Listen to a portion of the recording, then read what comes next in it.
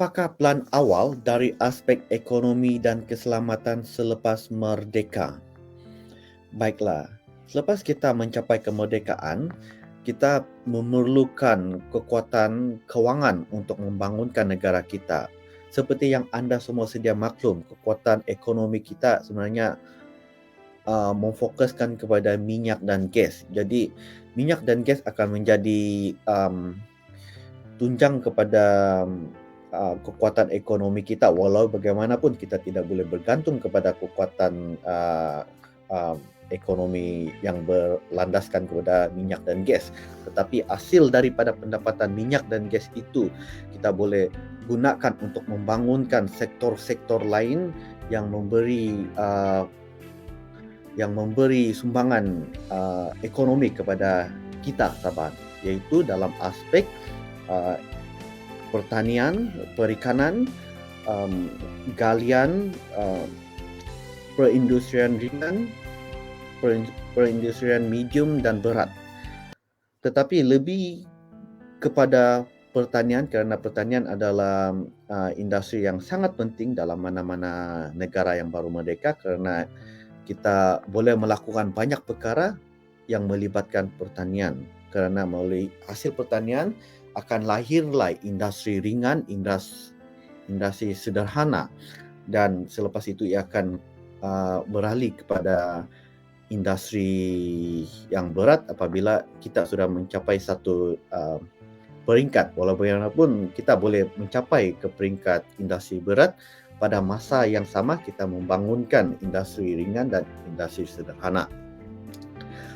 Dalam aspek keselamatan, okey, untuk makluman anda semua, ini berdasarkan perbincangan di kalangan ahli komiti kami dan juga perbincangan dengan ahli-ahli politik Sabah dan Sarawak.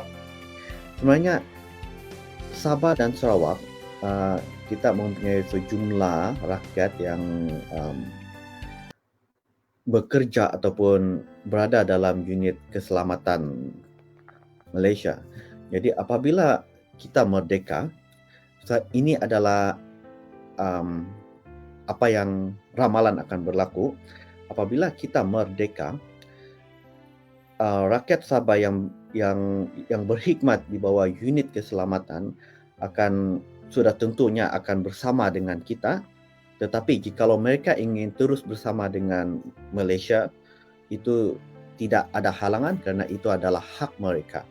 Tetapi kepada mereka yang berkhidmat bahagian pertahanan Malaysia dan ingin kembali, yang ingin bersama-sama dengan kita untuk membangunkan negara republik, mereka akan diserapkan masuk ke dalam unit keselamatan, unit pertahanan Republik Sabah.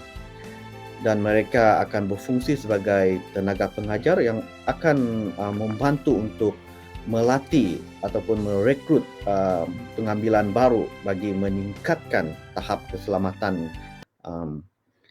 negara kita Republik. Dan pada masa yang sama juga sebenarnya bagi negara yang baru merdeka, kita mempunyai kapasiti untuk memohon bantuan perkhidmatan ataupun memohon bantuan ketenteraan daripada negara-negara jiran ataupun negara Commonwealth seperti Singapura, Brunei, Australia, New Zealand untuk melatih kita,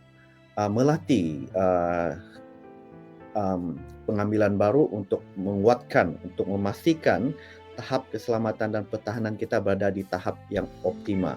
Dan sudah tentunya ia akan melibatkan kos, tetapi ia akan ditanggung oleh kerajaan. Jadi ini isu perkara seperti ini tidak menjadi masalah untuk kita mengurus. Jadi masalah keselamatan, masalah pencerobohan ataupun serangan itu sebenarnya tidak akan berlaku.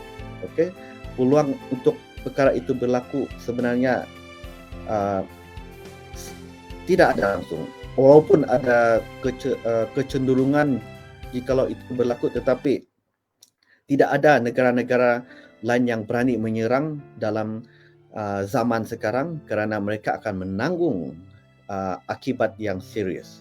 Jadi kita tidak perlu risau akan aspek-aspek seperti itu, dan atas sebab itulah mengapa pemilihan kerajaan yang akan membentuk kerajaan pertama Republik ini sangat penting, kerana kita tidak boleh memiliki kerajaan yang